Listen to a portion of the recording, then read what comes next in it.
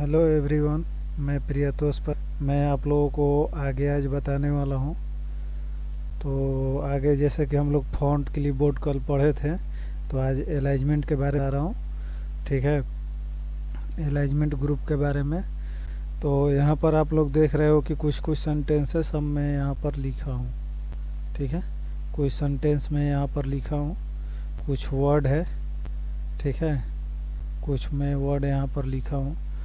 तो पहले ये चीज़ समझिए कि आप किसी भी सेल में अगर टाइप करके और उसी समय अगर आप चाहें तो हर चीज़ का फॉर्मेटिंग नहीं कर सकते हैं। ठीक है, जैसे कि मान लीजिए कि मैं इस सेल में टाइप कर दिया, अभी मैं इसको चाहूँ तो माने कि इसमें हम लोग ज़्यादा फॉर्मेटिंग नहीं कर सकते हैं। तो जैसे मर्ज सेंटर नहीं कर सकते हैं, इसका लाइन नहीं सकते हैं, जैसे बॉटम टॉप कहाँ रखना है इसका पोजीशन सेट नहीं कर सकते हैं। ठीक है, तो ये कैसे आएगा? तो इसके लिए हम लोग को क्या करना पड़ता है, हम टाइप कर लिए तो टाइप करने के बाद आप किसी और सेल पे क्लिक कर दीजिए और फिर उस सेल पे क्लिक कर दीजिए। ठीक है, तो ये आपका हो जाएगा। ठीक है, अब सारा ऑप्शन आप यूज कर सकते हैं। ठीक है, तो सबसे पहले मैं आप लोगों को बताने जा रहा हूँ मर्ज एज। ठीक है, कि मर्ज एज सेंटर है क्या। तो मर्ज एज सेंटर जो होता है ना, कि जैसे ही आपका छोटा छोटा जो सेल है, ठीक है, इस सेल को सेलेक्ट कर लिया।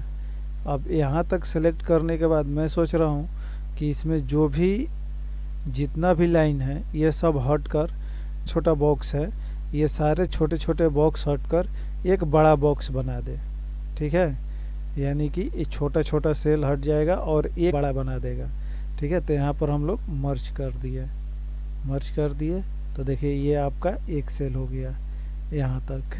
ठीक है, में हम कुछ टाइप कर देते हैं।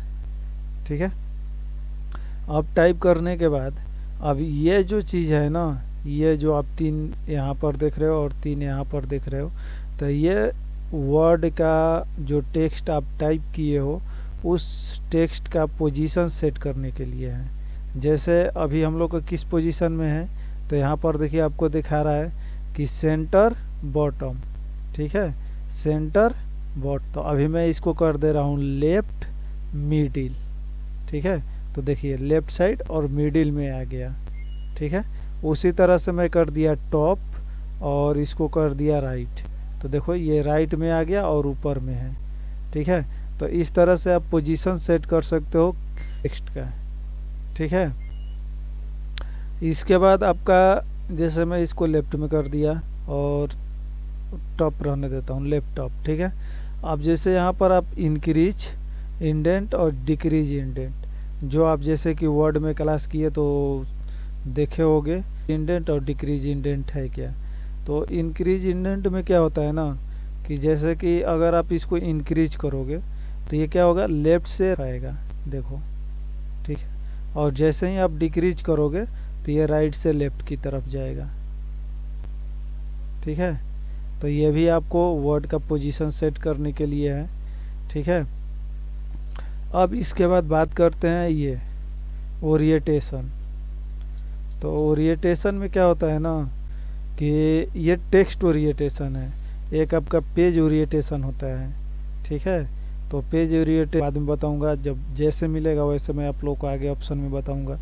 ठीक है, तो अभी हम लोग टेक्स्ट ओरिएंटेशन पढ़ते हैं कि ये क्या चीज़ है। तो इसमें देखिए कोई भी एक सेंटेंस को हम लोग सेलेक्ट कर लेते हैं, जैसे इस सेल को सेलेक्ट कर लिए। अब इस सेल को सेलेक्ट करने के बाद हम लोग क्या करते हैं कि फर्स्ट ऑप्शन जो है एंगल काउंटर क्लॉकवाइज, यानी कि काउंटर क्लॉकवाइज में ये जो वर्ड है वो घूम जाएगा। ठीक है, तो देखिए काउंटर क्लॉकवाइज में कर दिए, ये आपका घूम गया। अब यहीं पे हम लोग कर देते हैं क्लॉकवाइज, तो ये क्लॉकवाइज में घूम जाएगा, देखिए। ठीक है, अब उसी तरह से आगे देखिए वर्टिकल टेक्स्ट। तो वर्टिकल टेक्स्ट में क्या होगा, हर एक वर्ड का एक एक टेक्स्ट आपका एक टेक्स्ट के नीचे एक दूसरा टेक्स्ट, दूसरे टेक्स्ट के नीचे तीसरा टेक्स्ट आएगा। मैंने एक वर्ड का जो भी उसमें जितना भी टेक्स्ट होगा ना, वो सब अलग अलग आपको दिखेगा, एक के नीचे एक, एक के आपको लाइन बनाकर दिखाएगा। तो यहाँ पर मैं इसको कर दिया वर्टिकल टेक्स्ट। तो ये देखो आपको XZCDCS एक एक करके दिखा रहा है, एक के नीचे एक। ठीक है, अब इसके बाद हम लोग बात करते हैं रोटेट अप, यानी कि इसमें क्या होगा ना कि नीचे से ऊपर की तरफ कोई भी आप टेक्स्ट टाइप करोगे तो वो दिखाएगा कैसे, नीचे की ऊपर की तरफ, नीचे से ऊपर की तरफ जाएगा कोई भी आप टेक्स्ट टाइप करोगे। तो मैं यहाँ पर कर दिया रोटेट टेक्स्ट अप। तो ये एक हम लोग का स्टार्टिंग है, तो ये हम लोग का नीचे से ऊपर की तरफ जा रहा है। अब इसी को हम लोग कर देते हैं क्या कि डाउन। तो डाउन में ऊपर से नीचे की तरफ आएगा, मगर किस साइड आएगा, बाएं साइड में आएगा, सेल के लेफ्ट साइड में। तो यहाँ पर मैं कर दिया, देखो हो गया ना। अब इसके बाद आपका एक ऑप्शन आता है फॉर्मेट सेल अलाइनमेंट। तो ये जो ऑप्शन है ना, इसमें आप टेक्स्ट को कितना डिग्री घुमाना चाहते हो, यानी माइनस में या प्लस में आप यहाँ पर घुमा सकते हो। यानी कि जब ये जो है ना यहाँ पर आप देख रहे होगे, तो ये जो है ना बीच में ये 0 हो जाएगा। ठीक है, अब ये बीच में तो 0 हो गया। ठीक है, अब इसके ऊपर आप जाओगे, ठीक है, इधर करोगे कर्सर तो ये आपका प्लस में होगा, और नीचे करोगे तो माइनस में होगा। ठीक है, तो मैं इसको ऊपर करके देखता हूँ। तो मान लीजिए रोटेट मैंने 40 डिग्री में इसको घुमा दिया, इस टेक्स्ट को, ये जो सेंटेंस मेरा जो सेल में है उस सेल में मैं इस टेक्स्ट को 40 डिग्री घुमा दिया, प्लस 40 डिग्री। ठीक है, अब इसको मैं ओके कर दिया, तो देखो ये प्लस 40 डिग्री घूम गया। अब इसी को मैं माइनस में घुमाना चाहता हूँ 40 डिग्री, तो फिर से आपको फॉर्मेट सेल में आना पड़ेगा, और यहाँ पर आपको 40 डिग्री नीचे आना पड़ेगा। 30 ज़्यादा हो गया, 39, 45, चलिए 39 पे कर देखते हैं, या फिर यहाँ पर आप टाइप भी कर सकते हो 40 डिग्री। ठीक है, यहाँ लिख दिया, ये 40 डिग्री हो गया, माइनस 40 डिग्री, और इसको मैं ओके कर दिया। तो ये आप देख सकते हो कि ये आपका 40 डिग्री माइनस में घूम गया है। ठीक है, तो यही था आपका टेक्स्ट ओरिएंटेशन। ठीक है, अब इस ऑप्शन में, इस ग्रुप में आपका एक चीज़ बचा है, ये रैप। तो रैप टेक्स्ट का यूज हम लोग मान लीजिए कि इसमें हम लोग कुछ लिख रहे हैं। ठीक है, लिख रहे हैं। अब ये टेक्स्ट क्या हो गया, ये जो सेंटेंस में लिखा ये मेरा क्या हो गया, ये एक सेल से बाहर हो गया, यानी कि दूसरे सेल में आ गया। ठीक है, ये मेरा दूसरे सेल में आ गया है। अब मैं इसको चाहता हूँ कि इसी सेल में एडजस्ट हो। ठीक है, माने कि आपको कॉलम का चौड़ाई बढ़ाना भी नहीं है। ठीक है, रो का हाइट बढ़ जाए, मगर कॉलम का चौड़ाई आपको बढ़ाना नहीं है इसी एरिया में आपको। ठीक है, यानी कि लेफ्ट साइड में, इधर में राइट साइड में आपका चाहिए, और इसी सेल में आपको ये इतना वर्ड आपको एडजस्ट करना है। तो उस स्थिति में हम लोग क्या करते हैं, रैप टेक्स्ट का यूज करते हैं। आपका हो गया। ठीक है, तो ये था आपका एक्सेल का। अब एक्सेल में एक और चीज़ मैं आप लोगों को कुछ बता दे रहा हूँ। ठीक है, ये जो नंबर्स है ये मैं आप लोगों को कल बताना स्टार्ट करूँगा। ठीक है, आज मैं आप लोगों को एक चीज़ जो ज़रूरी होता है, जो एक्सेल के माने कि ज़्यादातर लोग कोशिश करते हैं सीखने के लिए एक्सेल, मैं ज़्यादा कुछ तो नहीं, आपको उतना लंबा तो मैं नहीं बता सकता इस चैनल पे। मैं आपको शॉर्ट में बता सकता हूँ, हिंट टाइप पे बता सकता हूँ, और आपको जब क्लास स्टार्ट होगा तो मैं आपको डिटेल से मैं उस चीज़ को मैं आपको बता दूंगा। ठीक है, मगर आप टेंशन ना लो, आपका फार्मूला इस चैनल पे बहुत ही क्लियर मिलेगा। ठीक है, बहुत ही क्लियर मिलेगा।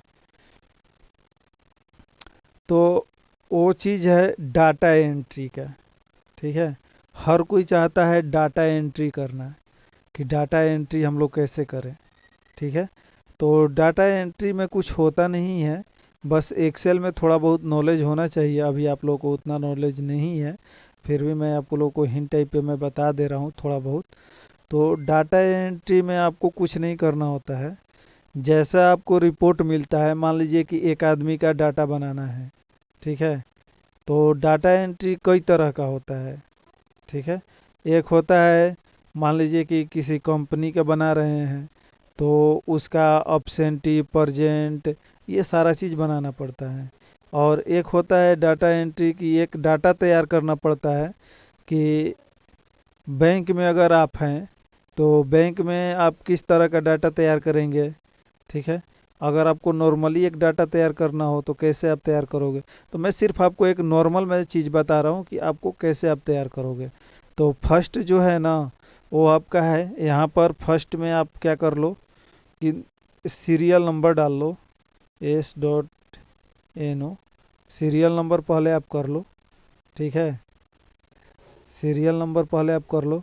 सीरियल नंबर के बाद यहाँ पर नेम डाल दो, ठीक है। नेम या कैंडिडेट नेम कुछ भी लिख सकते हो, नेम, ठीक है। इसके बाद आप इसमें टाइप कर सकते हो फादर्स नेम, ठीक है।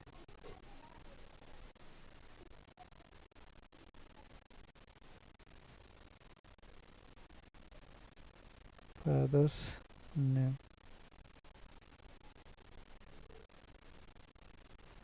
हो गया। और चाहो तो आप यहाँ पर मदर्स नेम भी डाल सकते हो, ठीक है।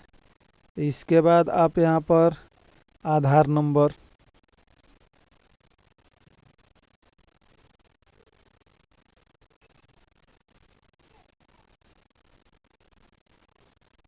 आधार नंबर, ठीक है, इस सकते हो। आधार नंबर के बाद यहाँ पर आप लिख सकते हो कि अकाउंट नंबर, ठीक है, ये भी आप डाल सकते हो, अकाउंट, ठीक है। और इसके बाद आप डाल सकते हो एड्रेस, एड्रेस भी डाल सकते हो,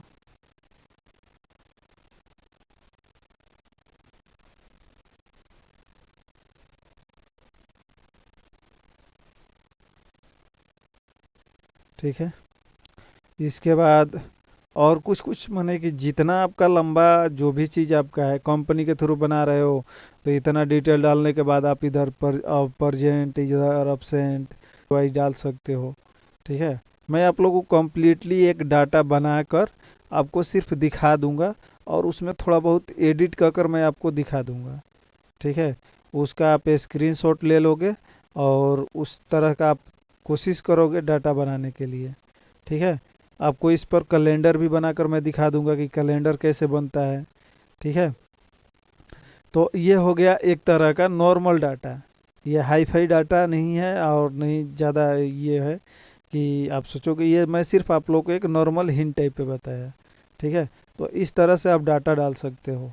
अब यहाँ पर सीरियल नंबर हो गया। अब यहाँ पर एक नंबर आप दे सकते हो, नाम फलाना सी, फादर्स नेम फलाना सी, ऐसे करके फलाना चिलाना जो भी आपका जो भी नाम हो कैंडिडेट का, उस नाम को आप यहाँ पर टाइप कर दो। उसके फादर का नाम टाइप कर दो, उसका आधार नंबर, अकाउंट नंबर, एड्रेस, ये सारा चीज़ आप टाइप करते चले जाओ, ठीक। इस तरह का होता है डाटा, ठीक है। तो डाटा एंट्री वाला में कुछ ज़्यादा काम नहीं होता है, बस वो एक है कि हेवी लगता है और उसमें है कि अलग अलग डाटा एंट्री वाला काम अलग अलग तरीके से होता है। उसमें जो ज़्यादा हाई फाई प्रोफेशनल रहता है जो, वो क्या करता है ज़्यादातर आपका शॉर्ट या कुछ ट्रिक का यूज करता है। जैसे मैं आप लोगों को नंबर का ट्रिक बताया हूँ, मंथ वीट और टेबल का ट्रिक मैं बताया हूँ, उसी तरह से एक्सेल में बहुत सारा ट्रिक होता है, ठीक है। उतना मैं आपको क्लास में तो नहीं, मगर इस चैनल पे मैं आपको वो सारे ट्रिक में बता सकता हूँ, ठीक है। तो इसमें क्या है कि इस तरह से आप इसमें जो भी डाटा एंट्री करना हो आप इसमें कर सकते हो, ठीक है। कैलेंडर बनाना है वो भी बहुत आसान है। सुनने में तो नाम बड़ा लग रहा है कि कैलेंडर बनेगा कैसे, मगर जब बनाओगे तो एकदम बहुत इजी है, बनाने में बहुत इजी है, ठीक है। और डाटा एंट्री भी बहुत इजी है, सिर्फ आपको शॉर्ट फॉर्म याद होना चाहिए। उसको आप याद रखोगे तो आपका काम माने कि ज़्यादा टाइम नहीं लगेगा, कम टाइम में ज़्यादा डाटा कर सकते हो। ठीक है, ये हो गया। ठीक है, तो नंबर के बारे में मैं आज आप लोगों को नहीं बता पाऊँगा क्योंकि मेरे पास उतना टाइम है नहीं। ठीक है, और ये जो लाइव वीडियो जो आपका चल रहा है, तो इसको आप 2-3 दिन से जो लाइव वीडियो चल रहा है, तो इसमें आपको ये है ना कि थोड़ा नेटवर्क प्रॉब्लम के वजह से, ठीक है, इसमें रिकॉर्डिंग थोड़ा बहुत लेट से होता है। कभी कभी 10 मिनट पहले रिकॉर्ड हो जाता है, कोई होता है कि आधा घंटा बाद उस चीज़ का रिकॉर्ड करता है। तो ये बस आपका यही है, थोड़ा नेटवर्क प्रॉब्लम की वजह से ये थोड़ा ऐसे चलता है। बाकी ये तुरंत ठीक हो जाएगा। और कुछ मेरा सिस्टम फॉल्ट भी है और कुछ नेटवर्क प्रॉब्लम भी है। ठीक है, तो सिस्टम तो मैं अपना 100% करने की कोशिश कर रहा हूँ। ठीक है, क्योंकि मुझे यूट्यूब चैनल बहुत लंबा चलाना है। ठीक है, तो मिलते हैं कल फिर 3 बजे से। ठीक है, और एक चीज़ पे आप लोग ध्यान दीजिएगा कि आप जब भी निकलो मास्क पहन कर निकलो। ठीक है, घर से बाहर जब भी निकलो मास्क पहन कर निकलो। और एक चीज़ है कि सेंटर कभी भी आपका ओपन होता है तो जैसे ही क्लास चलेगा उस चीज़ का इन्फॉर्मेशन मैं आप लोगों को आज ही दे दे रहा हूँ। उस समय भी आपको इन्फॉर्मेशन दिया जाएगा, मगर आज आप लोगों को मैं इन्फॉर्म कर दे रहा हूँ कि काफ़ी टाइम पहले मैं आपको इसलिए इन्फॉर्म कर रहा हूँ ताकि उस समय कोई ये ना कह पाए कि सर ये व्यवस्था नहीं हो पाया, वो व्यवस्था नहीं हो पाया। तो इस तरह का कोई नहीं चलेगा। आप सभी को क्या करना है कि अपना अपना मास्क पहनकर आना है। ठीक है, कभी भी क्लास स्टार्ट हो तो आपको अपना मास्क पहनकर आना है और क्लास में हमेशा मास्क पहनकर रहना है। ठीक है, और जो मास्क लेकर नहीं आएगा, जो मास्क पहनकर नहीं आएगा, उसको क्लास में एंट्री नहीं होगा। ठीक है, क्लास स्टार्ट होने की बात रहा तो हम लोग का बात चल रहा है